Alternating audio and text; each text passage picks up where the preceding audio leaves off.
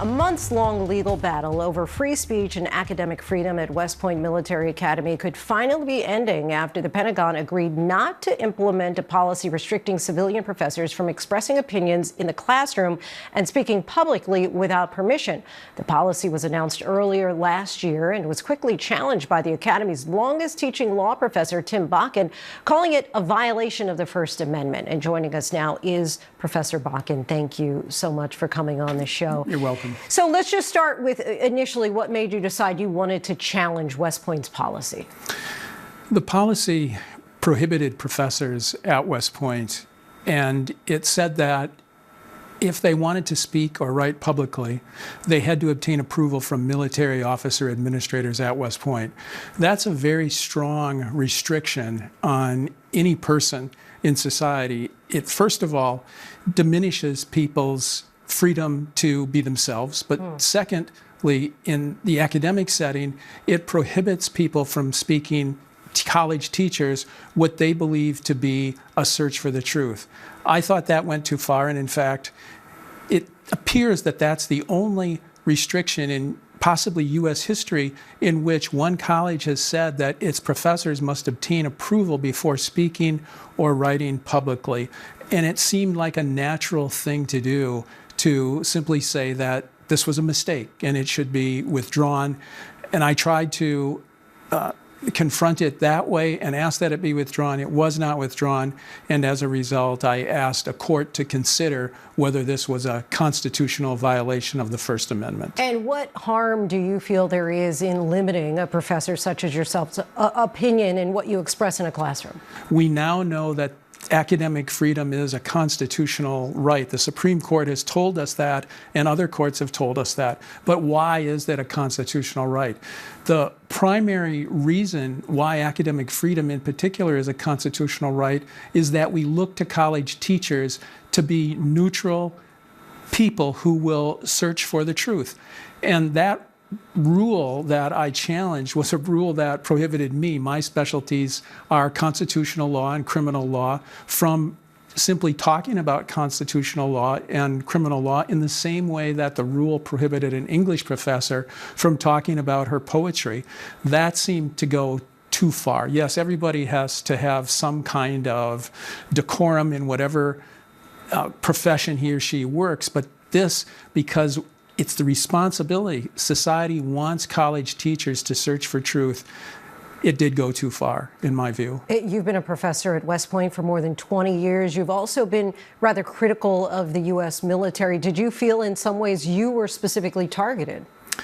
I never took anything personally that I've seen in the military. This is my 27th year working at West Point, and I have the greatest affection for the military and all the cadets that I've taught over all those years. I never looked at this as though it was something that was focused on me. It was a rule that was designed to stop people from speaking in the first place. That is, they weren't punished. They couldn't be punished for speaking about something that was improper, for example, even though I believe that's a constitutional right also. But they were prohibited from speaking in the first place. Earlier this year, the judge who was working on the case temporarily paused it in the policy, saying for genuine strength and leadership to result, cadets must be exposed to a variety of viewpoints and trained to think critically about them. Is that how you see your role at West Point? I see my role, number one, as participating in the preservation of national security for the United States, working for the Department of Defense and the Department of the Army, but in addition, for the United States Military Academy. I see that it's a cooperative enterprise that we're engaged in. All of us who are in this cooperative enterprise want the best for the United States. And certainly I consider myself equal to anyone else in wanting the best for the United States and the U.S. Military Academy and the Department of Defense. There might be a disagreement about how to go about that, but that's the number one thing. Beyond that, at West Point, we train and educate many of the officers who will become generals and lead our armies and our military in wars. That's a very serious endeavor. Do you still want to teach cadets at West Point? I have the same affection, which is the highest level that I've always had to teach the cadets at West Point. And in fact, about a week and a half from today. I'll start to do that again in the next semester. And just lastly, Secretary Pete Hegseth has said numerous times that military schools like West Point have gotten away from their mission of making warriors and preparing cadets to be war fighters. What would be your response to him? Secretary Hegseth is on the right track in terms of bringing reform to the military and even to the military academies.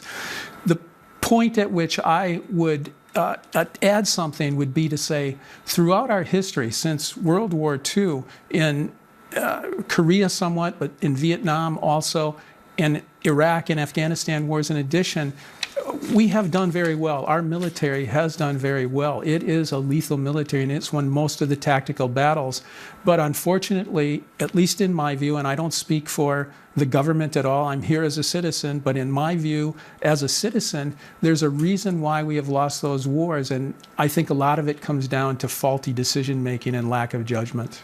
Professor Bakken, we thank you so much for your time, and congratulations on the new book, Don't Say Sorry. Thank you, Linsey.